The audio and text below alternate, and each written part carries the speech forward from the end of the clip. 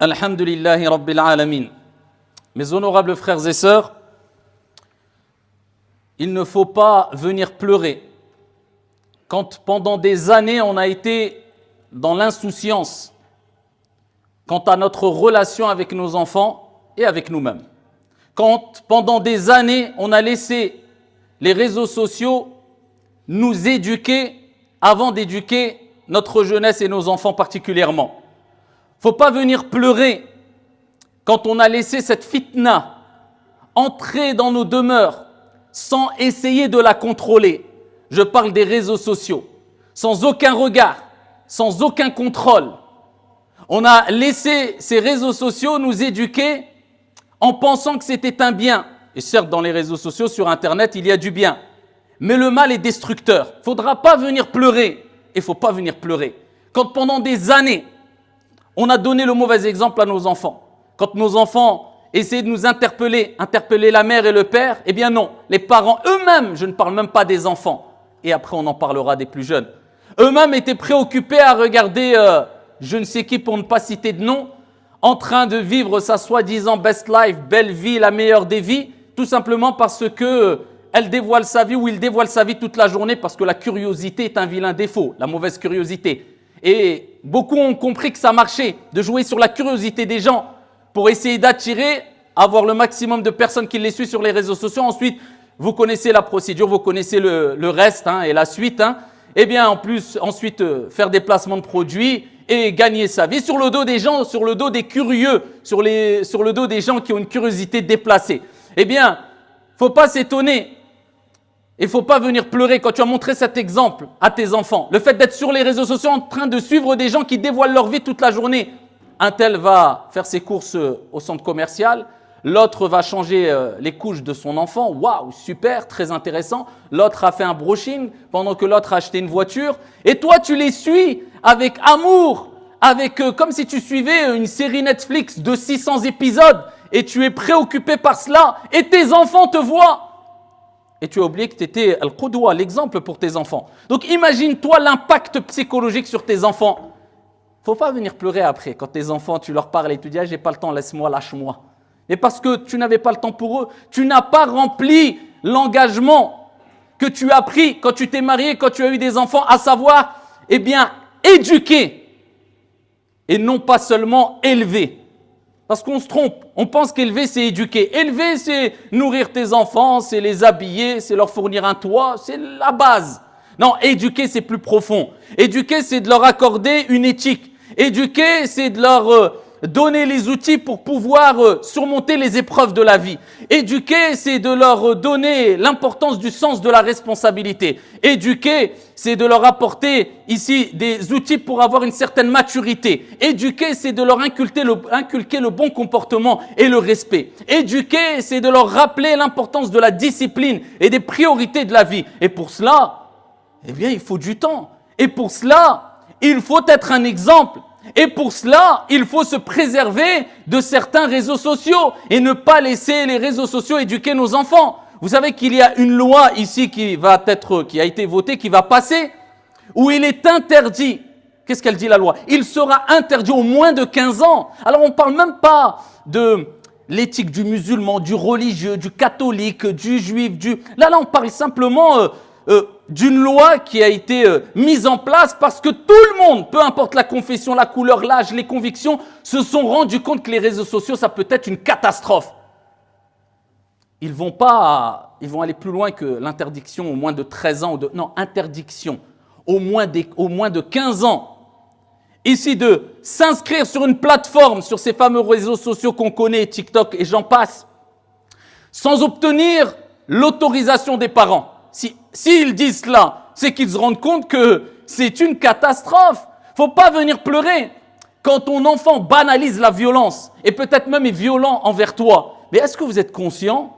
Est-ce qu'on est conscient, billahi alaykoum, de l'impact de toute la violence et tout le fasad et tout le mal que nos enfants et que nous-mêmes ingurgitons, avalons tous les jours pendant des heures?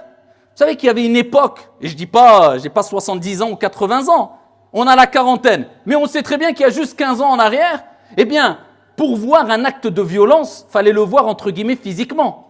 Fallait que tu le vois, que tu sois là. Pour voir quelque chose de choquant, quelque chose de traumatisant, fallait le vivre. Sinon, tu ne le voyais pas. Ah si, dans les films. Mais les films sont devenus une réalité aujourd'hui. Voilà pourquoi. Parce que les réseaux sociaux ont banalisé la violence et le mal. Parce que les réseaux sociaux ont fait un travail immense et continuent de le faire.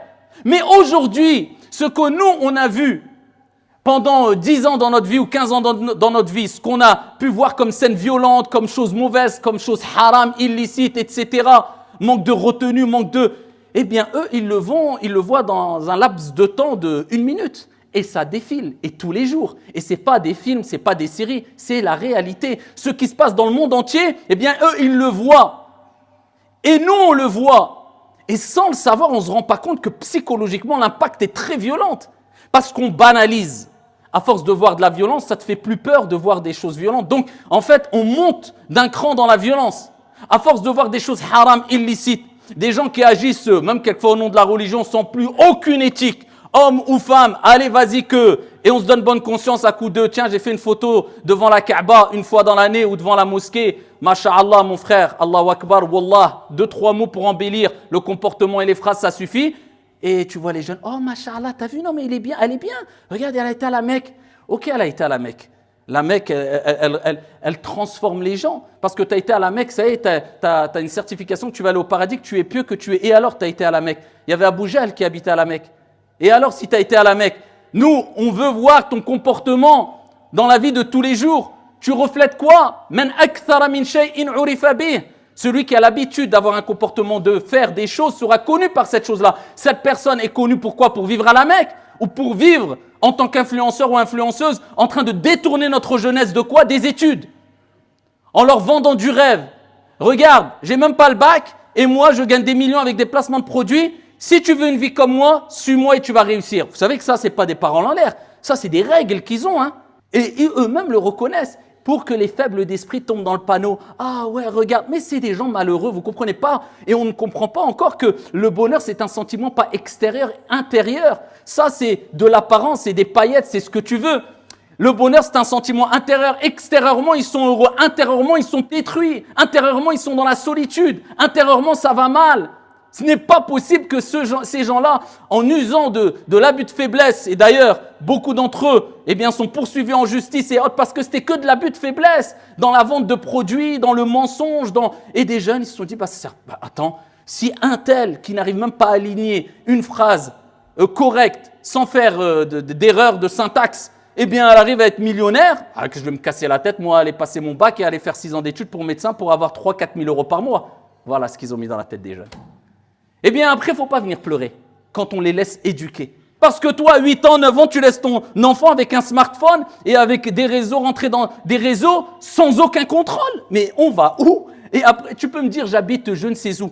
J'habite dans une montagne, loin de toute société, avec des moutons, je ne vois personne. Mais si tu as ces réseaux sociaux, tu laisses ces réseaux sociaux entre les mains de tes enfants sans contrôle, sans expliquer avec douceur à tes enfants, sans leur rappeler le danger de certains réseaux, que ici ça peut être une arme contre toi. Si tu n'es pas là pour faire ce rôle pédagogique, pourquoi tu as voulu avoir des enfants?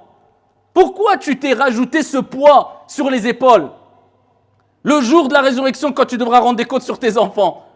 Après, si tu as fait les causes pour éduquer tes enfants correctement, pour qu'il y ait une jeunesse éduquée, disciplinée, un plus pour la société et non pas un poids pour la société. Et ils sortent tordus, ils sont égarés.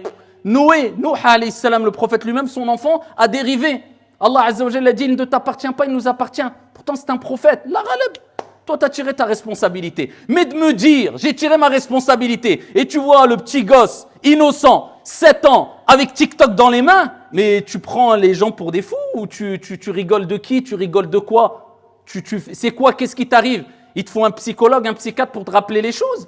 À 7 ans, TikTok, un enfant sans aucun contrôle. Combien d'enfants se font harceler? Combien de jeunes, vous savez qu'à travers juste certains jeux vidéo, de combat, etc., pour ne pas citer de nom, eh bien, se sont fait ici interpeller, se sont fait rabattre. Il y a eu des rabatteurs qui sont rentrés dans ces jeux vidéo en ligne pour les inciter à rejoindre des groupes extrémistes et aller combattre soi-disant au nom de Dieu, etc. eh bien, il rentrait même par ces jeux-là en ligne. Mais non, maman, je fais rien. Mais non, papa, juste je joue en ligne. Avec qui tu parles? Renseigne-toi. C'est des fréquentations. Est-ce que vous avez compris que le téléphone, le smartphone, aujourd'hui, c'est une fréquentation? Et le prophète, alayhi salatu wassalam, a dit « Al-mar'u ala dini khalilih, falyanzur ahadukum man yukhalil » La personne va suivre le comportement, la moralité, va être comme celui qu'il fréquente. C'est comme ça. On est influençable de base. On n'est pas parfait. Tout le monde peut glisser, moi le premier. Dieu nous a créés, l'être humain a été créé faible. Donc ne dis pas, moi c'est bon, je suis à l'aise. Non, non, non, non. Tu es influençable. Et il y a les influenceurs pour faire le travail. Et je ne vise pas que tous les influenceurs de manière générale, car quelque part on est tous et toutes des influenceurs. On influence les gens, soit vers le bien, soit vers le mal. Mais on s'est compris. Donc toi, si tu te laisses influencer par ces réseaux, par cette fréquentation, ben c'est une fréquentation. C'est même un ami intime, c'est vrai ou pas? Combien de jeunes disent « Wallah, je ne pourrais pas vivre sans mon smartphone, sans les réseaux ?» Je te dis la vérité, je ne peux pas, c'est impossible. C'est impossible. Donc c'est une dépendance, donc tu es quelque part dans une forme de toxicomanie. C'est vrai ou pas? Bien sûr. C'est pour ça qu'il y a même maintenant des cures qui sont mises en place, des cures de téléphone et de réseaux sociaux. Attention, il y a du bien dans toutes les nouvelles technologies et on les utilise dans le bien. Mais on sait très bien qu'il y a un grand mal. Et le prophète sallallahu alayhi wa sallam fait sahih muslim. Et vous savez ce qu'il dit le prophète alayhi salatu wa sallam? Fait sahih, il dit « Et puis viendra une fitna qui ne laissera aucune maison d'Arabes » parce que voilà, c'est un contexte, il s'adressait aux Arabes, le prophète alayhi salatu wa sallam, on peut dire aucune maison de manière générale, sans y pénétrer. Le prophète, il dit ça il y a 1400 ans. Oh, combien de savants ont dit, si ce n'est pas les réseaux sociaux, eh bien, c'est quoi cette fitna? Cette fitna, c'est quelque chose de néfaste. C'est un terme péjoratif, c'est une chose mauvaise, nuisible, et qui pénétrera toutes les maisons. Une époque, on disait aux enfants, ne sors pas, reste à la maison. Aujourd'hui, les parents supplient les enfants de sortir et d'aller jouer au ballon. Comme nous, on le faisait jusqu'à 17-18 ans, avec cette innocence qui peut-être ne connaîtront plus nos enfants, en tout cas une partie de notre jeunesse. Le degré de violence a augmenté, le degré d'insolence a augmenté. Je me rappelle, à notre âge, quand on était un peu plus jeune, voir des jeunes dire « Oh, lâche-moi » à ses parents, on était choqués, on était étonnés, on en riait même, on disait « Oh, la honte, regarde ce qu'il a dit ». Mais maintenant, c'est chez nous. C'est-à-dire que c'est devenu banal. Dans nos générations, eh bien, on vit cela avec nos enfants. Les enfants qui lâche-moi, tu sais pas ce que je vis. Moi, en tout cas, quand j'ai 18 ans, moi, je fais ma vie. Mais quand l'enfant dit ça, mais laisse-le affronter la vie et tu verras s'il ne revient pas en courant, en t'embrassant les pieds, en disant « En fin de compte, tu m'as préservé, protégé pendant 18 ans, je n'avais pas ouvert les yeux. » C'est quoi cette mentalité qu'on retrouve maintenant? Cette volonté de se rebeller même contre les parents et contre la société. Eh bien, en grande partie, qu'on le veuille ou non, ceux qui a joué un grand rôle dans cela, bon gré mal gré, wallahi, c'est les réseaux sociaux. Une partie des réseaux sociaux, une partie des plateformes. C'est pour cela que je vous mets en garde et je mets en garde ma propre personne. Ne rêvez pas, si vous pensez pouvoir éduquer et si vous pensez pouvoir faire un travail de fond, alors qu'à côté, détruire c'est plus dur, plus difficile que construire. Tu peux parler et éduquer pendant 6 mois, mais détruire, wallah, il suffit d'une mauvaise fréquentation pendant 5 minutes et la vie de la personne, eh ben voilà, elle a basculé, elle a vrillé. Donc maintenant, nous les causes dans l'éducation, bien sûr, c'est avant tout d'être un exemple. C'est pour ça que je parle des jeunes, mais je parle de nous aussi. Quand tu vois quelqu'un qui finit la prière, assalamu alaikum, assalamu alaikum, je ne parle pas de cas d'urgence ou de... Mais à peine il a fini le taslim, première des choses, il regarde dans sa poche, son téléphone, il ouvre pour voir s'il n'a pas raté quelque chose. Tu n'as rien raté. Le monde, il va bien sans toi. T'inquiète pas. On a l'impression que c'est le centre du monde. Tu n'as rien raté. Pendant des siècles et des siècles, on vivait sans téléphone portable. Et obligé de regarder. Pause, utilise tes doigts, pourquoi? Pour le dhikr. 33 fois, subhanallah, alhamdulillah, Allahu akbar, tous tes péchés sont pardonnés. Allahu akbar. Après, prends ton téléphone. Vis avec ton téléphone, dors avec ton téléphone. On est tous un peu maintenant pris par cela et je parle pour moi le premier. On est dépendant malheureusement, illa man rahimallah. Je parle pour moi le premier, attention, je ne suis pas un anti-smartphone et autres. Mais des règles, un cadre, une discipline. Comment toi tu dis je suis fatigué, j'arrive pas, je trouve pas de temps pour lire le Coran, je suis truc. Lire une page de Coran, ça prend 5 minutes. Dans une page de Coran, une lettre, c'est 10 hasanat. Tu purifies ton cœur, tu nettoies ton âme. Tu vas être élevé en degré au paradis, plus tu auras lu et appris le Coran.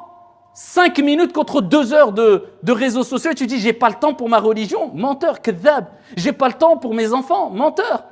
Toi, tu veux montrer l'exemple et tu es insouciant sur cela. Et après, tu pleures. Je sais pas, mes enfants, comment ils sont devenus... Ah, stop. Ils ont un smartphone, ils ont 8 ans. Bon courage à toi.